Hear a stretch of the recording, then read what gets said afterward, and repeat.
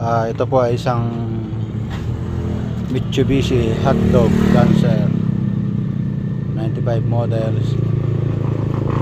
Sa gusto matuto ng mga nasisirang automatic ng radiator fan, or remedy tayo sa radiator na nakarekta. Ito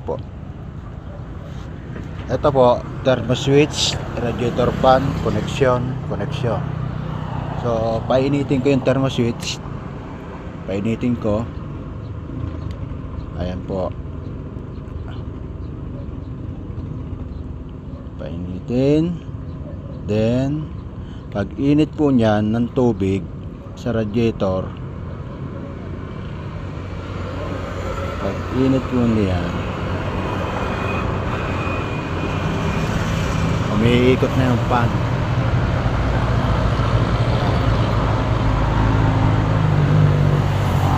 Paglamig ng thermo switch, wala na ring lighter, malayo na. Ayan, namatay na yung namatay na ang radiator fan, kasi na-reach na niya yung lamig, na-reach niya ang init. Ngayon pag continuous lang yon, init lamig, umaandar siya, namamatay.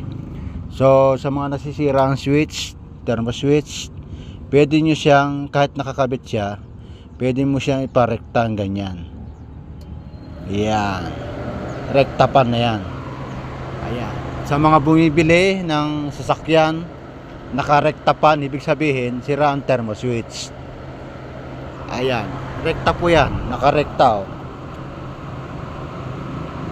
Rekta pan yan kung tawagin. Pero pag pinaghiwalay ko yan, magiging automatic ng niyan. Painitin ko dito, yun ang tinatawag na naka-automatic.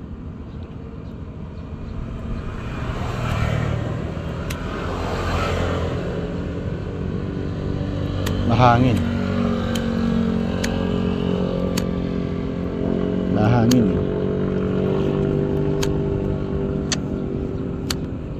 wala. Pero yun po, sa unang video ko, kita naman sa init ng lighter, umiikot ang fan.